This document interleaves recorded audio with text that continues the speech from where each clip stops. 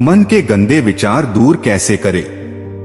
मन में विचारों का आना गलत नहीं है कि लेकिन मुश्किल तब हो जाती है या विचार ऐसी परिस्थिति में गलत होते हैं जब मन में अश्लील विचार आते हैं। कभी कभी तो ना चाहने के बावजूद भी मन में अश्लील विचार आते हैं। अगर आपके मन में भी ऐसे विचार आते हैं तो गौतम बुद्ध की इस कहानी से आपके विचारों में जरूर बदलाव आएगा। तो शुरू करते हैं कहानी। बुद्ध अपने भिक्षुओं को उपदेश देने के साथ ही उन्हें भिक्षाटन के लिए भेजते थे। एक बार उन्होंने अपने भिक्षु भरत को भिक्षा लेने के लिए एक श्राविका के घर भेजा। भरत पूरे रास्ते मन में यह सोचते हुए श्राविका के पास गया कि आखिर आज भिक्षा में क्या भोजन खाने को मिलेगा, क्योंकि भरत चंद्रुवंश के राजकुमार थे और बुद्ध के सानिध्य भिक्षु के रूप में दीक्षित हुए थे। हमेशा भरत को महल में खाने के लिए स्वादिष्ट पकवान मिलते थे, लेकिन आज भिक्षा के रूप में उसे जो भी मिलेगा संतुष्ट होना पड़ेगा। श्राविका के घर पहुंचकर भरत ने भिक्षा मांगी।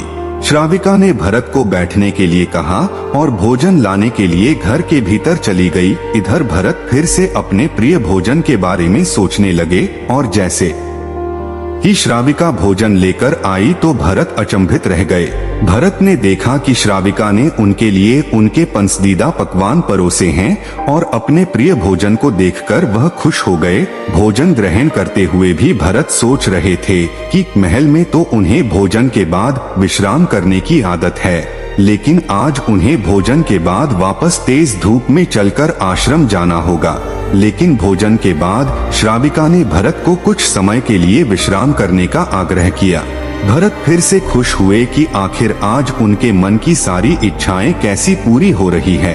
इसके बाद भरत कुछ देर विश्राम करने लगे, लेकिन विश्राम करते हुए भी लेटे लेटे वह सोचने लगे कि आज तो मुझे भोजन के बाद विश्राम करने को मिल गया, लेकिन ऐसा रोज रोज नहीं होगा।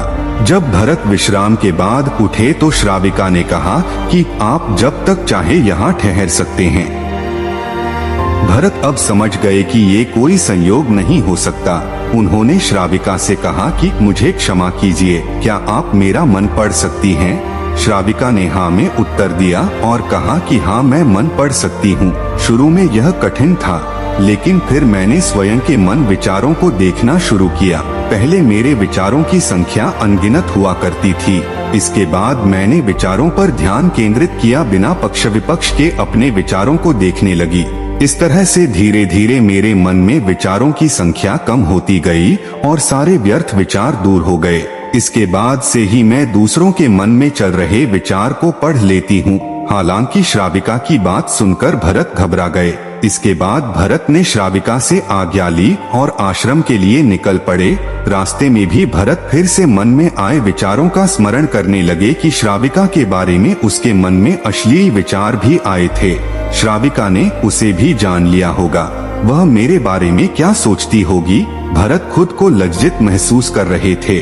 भरत ने आश्रम पहुंचकर गौतम बुद्ध से कहा कि अब मैं कभी भिक्षाटन के लिए नहीं जाऊंगा। बुद्ध ने भरत को पास बुलाया और कहा कि क्या हुआ है, तुम मुझे सारी व्यथा बताओ। भरत ने सारी बातें बुद्ध को बताई। इसके बाद बुद्ध ने कहा कि अगले एक हफ्ते तक तुम भिक्षाटन के लिए उसी श्राविका के घर पर जाओगे, लेकिन तुम्हें इस बात का ध्यान रखना होगा कि कल भिक्षाटन के लिए जाते हुए तुम अपने चित्त को पूरे होश में रखना। तुम्हारे भीतर क्या विचार उठे उन पर ध्यान केंद्रित करना और यह भी ध्यान रखना कि तुम्हारे मन में कौन सी वासना उठ रही है। तुम कल इन सभी चीजों को ध्यान में रखकर जाना और इसके बाद मुझे वापस आकर बताना। अगले दिन भरत भिक्षाटन के लिए गए। बुद्ध के बताए अनुसार वह पूरे रास्ते अपने होश को जागृत रखते हुए चल रहे थे। जब श्राविका का घर आया तो भरत ने भिक्षा मांगी। उसके भीतर कोई वासना नहीं थी और ना ही कोई विचार उत्पन्न हो रहे थे, क्योंकि उसने अपने मन को पूरी तरह जागृत रखा था। भरत ने भिक्षा ली और आश्रम चला गया। भरत ने बुद्ध को प्रणाम किया और कहा कि आज उसे जिस आनंद की अनुभूति हुई वह पहले कभी नहीं हुई। मैं आशा करता हूँ कि आपको इस कहानी से कुछ सीख मिली होगी। नमो बुद्धाय।